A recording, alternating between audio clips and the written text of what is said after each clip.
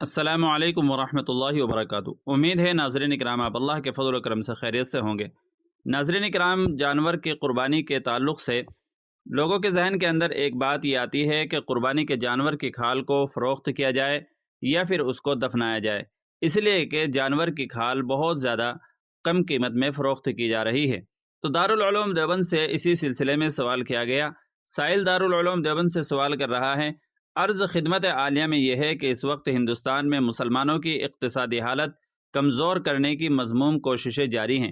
ان میں سے ایک کوشش کا تعلق حلال جانوروں کی کھالوں سے ہے، جس سے مدارس کا بجٹ بری طرح متاثر ہو رہا ہے۔ بکرے کی کھال تقریباً 4-5 سال پہلے 250-300 روپے کی اور بھینس تقریباً 2000 سے 1200 روپے کی فروخت ہوتی تھی۔ اب دام کم ہوتے ہوتے بکرے کی کھال 20-30 روپے کی اور بھینس کی کھال 250-300 روپے کی فروخت ہوتی ہے، جبکہ ہر چرم پر اتنا ہی صرفہ ہو جاتا ہے اور طلبہ و اساتذہ کی محنت برا۔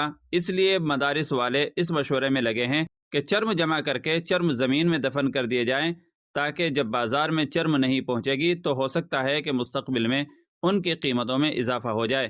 اور یہی مشورہ قصابوں کو بھی دیا جائے کہ عام دنوں کی کھالوں کو دفن کر دیں۔ اس سلسلے میں دریافت طلب امر یہ ہے کہ اس طرح مال کو ضائع کرنا کیسا ہے؟ جواب مرحمت فرمائیں۔ تو دارالعلوم دیوبند سے اس سوال کا جواب یہ دیا گیا ہے، بسم اللہ الرحمن الرحیم، یہ کوئی جواز و عدم جواز کا مسئلہ نہیں ہے، بلکہ اس کا تعلق مسلمانوں کی مصلحت عامہ سے ہے۔ اس کاروبار سے مربوط مسلمانوں کو مل کر کوئی مناسب حل تجویز کرنا چاہیے۔ پھر بھی کھالیں دفن کرنے کا طریقہ بظاہر نہ کوئی عمدہ حل ہے اور نہ ہی اس کا عمومی حکم کرنا مناسب ہے، اور اس میں تضییع مال بھی ہے۔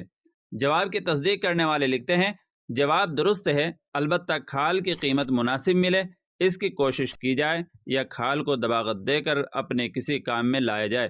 واللہ تعالی علم۔ دارالفتاح دارالعلوم دیوبند۔ تو ناظرین کرام، اس فتوے کو بقرعید سے پہلے زیادہ سے زیادہ شیئر کر دیجئے، اور چینل پر پہلی بار آئے ہوں تو چینل کو سبسکرائب بھی کر لیجئے۔